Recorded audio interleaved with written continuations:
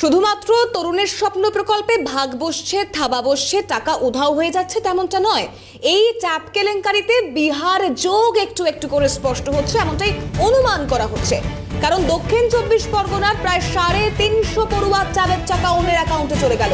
25 থেকে 30টি স্কুল দক্ষিণ 24 পরগনায়, যেখানে পড়ুয়াদের টাকা গায়েব হয়ে গিয়েছে। পুলিশের অনুমান বিহারের কোনো অ্যাকাউন্টেই ঢুকেছে এই টাকা। মাধ্যমিক স্তরের জেলা বিদ্যালয় পরিদর্শক ও জেলা শাসকের জরুরি বৈঠক। প্রতিটি বিদ্যালয়কে থানায় অভিযোগ জানাতে বলা হয়েছে।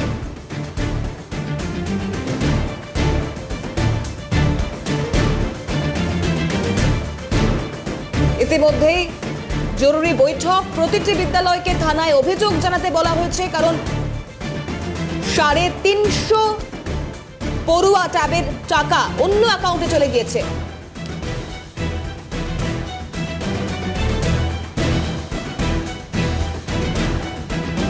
স্কুলগুলির তরফ থেকে অভিযোগ জানাতে বলা হয়েছে সকলকে থানায়। এবং এই গোটা ঘটনায় একদিকে স্কুলের ক্লার্ক এবং সংগঠন যারা রয়েছে, শিক্ষক সংগঠন কি বলছে শুনবো।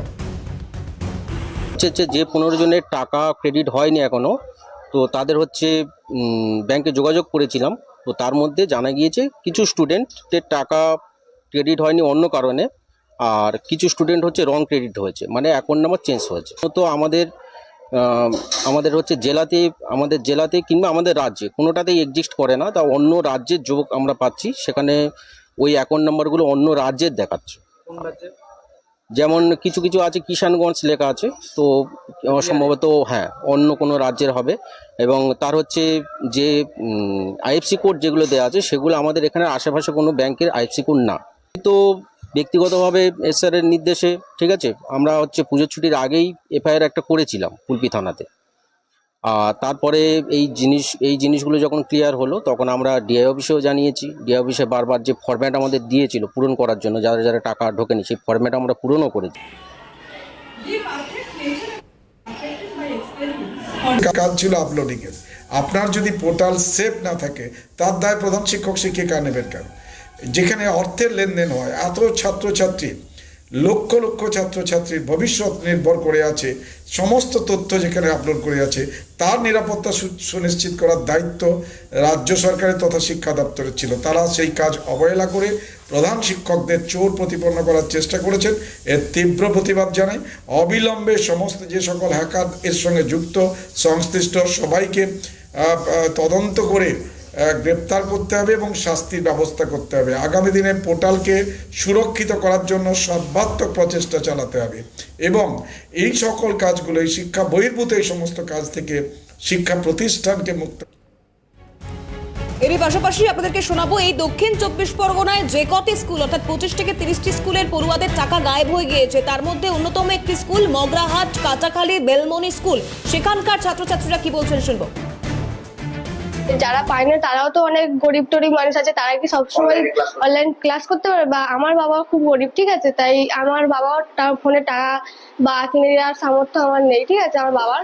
তাই আমিও চাইছি আমি যেন খুব তাড়াতাড়ি টাকাটা পেয়ে যাই আর ফোনটা কিনে নিজের শিক্ষা বা আমি যেটা করতে চাই সেই দিকে যেন এগোতে পারি। কেসে জানালাম যে আমার টাকা ঢোকে না, তাই ম্যাম অনেক রকম ফর্ম ফিল আপ করতে বললো। তাই ফর্ম ফিল আপ করে ফের জমা দিয়েছি। ম্যাম বললো কোনো ব্যাপার, হয়তো কোনো সাইবার বা কিছু একটা ব্যাপার আছে, তাই জন্য ঢোকে না। গুলো মেয়ে পেলো, এখন এরা কেন পেলো না? মানে এইসব ছেলে মেয়েরা কেন পেলো না? হ্যাঁ, আমাদের যেমন এখন খুব অসুবিধা হচ্ছে, অনলাইনে ক্লাস করতে পারছি না আমরা, কারণ কি আমাদের ট্যাব নেই। এবার অন্যরা আছে, তারা যে অনলাইন ক্লাস করছে, অনলাইনে সবকিছু জানতে পারছে। আমাদেরও তো সেটা জানার অধিকার আছে না?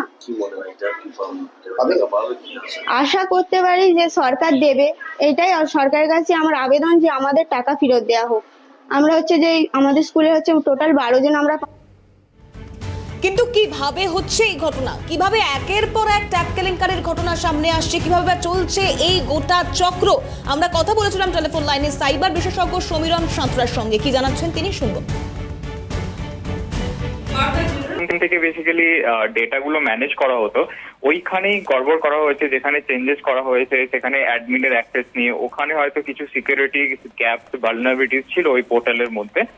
যেই ভালনারেবিলিটিস এন্ড সিকিউরিটি গ্যাপসকে ইউজ করে হ্যাকার বেসিক্যালি চেঞ্জেস করেছে, ডেটাতে মডিফিকেশন করেছে, যেখানে ব্যাংক অ্যাকাউন্ট চেঞ্জ করে অ্যান্ড সেখানে বেসিক্যালি ট্রান্সফার করাও সম্ভব অ্যাকচুয়ালি। এটা হয়েছে ইনসিডেন্টটা। তো ওই পোর্টালে যদি এখনো লগ চেক করা হয় কিভাবে ডেটা ম্যানুপুলেট করা হয়েছে, অ্যান্ড ওখানে ডেটাবেস সার্ভারে লগ থাকে প্রত্যেকটা চেঞ্জেস এর এগেনস্টে, তো ওইগুলো যদি ডিটেল ইনভেস্টিগেশন করা হয় অ্যাকচুয়ালি পোর্টালের এগেনস্টে যে কোনো সিকিউরিটি গ্যাপস ছিল কিনা, অ্যান্ড ওদের ডেটাবেস সার্ভারের কোনো রকম মডিফিকেশন করে ওই ডেটাতে চেঞ্জেস করা হয়েছে কিনা, সেগুলোর কিন্তু ডিটেলস পাওয়া যাবে। তো সেই জন্য এটা যদি ফরেনসিক মানে যদি পুরো ডিটেল চেক করা হয়, ভালনারেবিলিটি চেক করা হয়, আমরা এটাকে টেকনিক্যাল টার্মে ভিএপিটি বলি, vulnerability assessment and penetration testing. So detail করা হলে ওই পোর্টালের এগেনস্টে সমস্ত কিছু লগ পাওয়া যাবে, কোন আইপি থেকে অ্যাক্সেস করা হয়েছে, কি কি চেঞ্জেস করা হয়েছে, কে চেঞ্জেস করেছে, ইভেন সেই ডিটেলসও কিন্তু পাওয়া যেতে পারে।